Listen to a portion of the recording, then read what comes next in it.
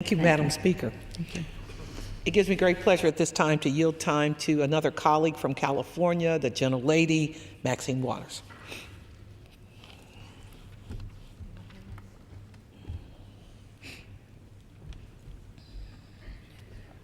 I'd like to thank the Congresswoman from Ohio for initiating this memorial moment in the Congress of the United States for Julia Carson.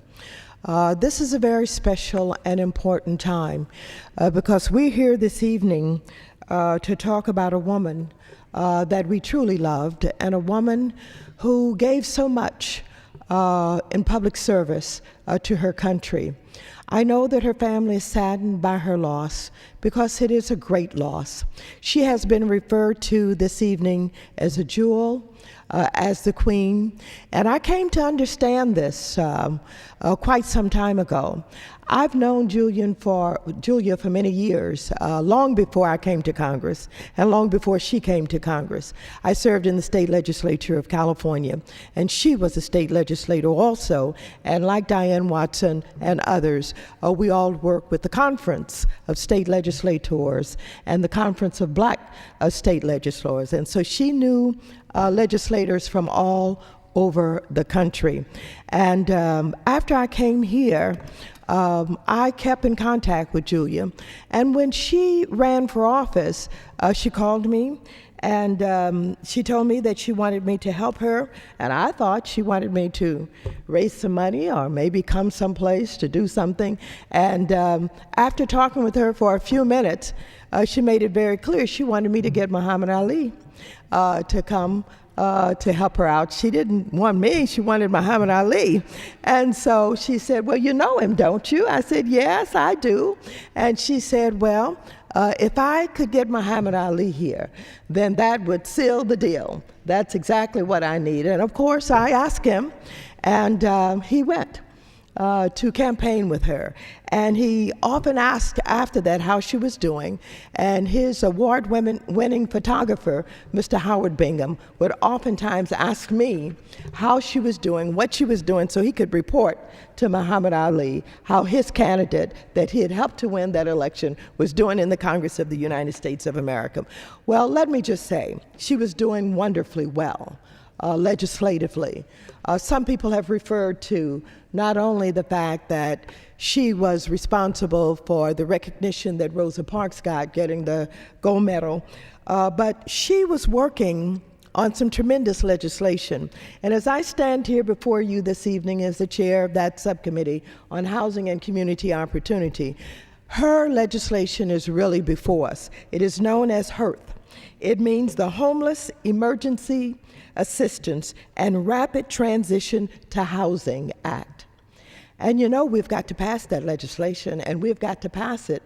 That is H.R. 840 in the way that she wants it passed. She was expanding the definition of homelessness. She was expanding it so that more people, many of whom who were not considered homeless, who should be qualifying for homeless assistance that did not get it, could now be drawn in with this legislation. And so it is important for all of us to give support to the work that she was involved in, because again, this very special woman who really did not suffer fools. I mean, I know that you have heard the story about the time she stepped on the elevator, and another member of Congress who had not been here maybe quite as long as Julia, said to Julia when she stepped on the elevator, "This elevator is for members of Congress." And of course, she got the look that only Julia can give and told somebody to close the door, because that's how she handled someone who did not have the sense to be gracious enough to whomever was getting on the elevator, but certainly she should have known who her colleagues were getting on the elevator. But there are many stories that you will hear about Julia Carson, because not only was she brilliant, she had this sense of humor, and she had this wit that was just undeniable.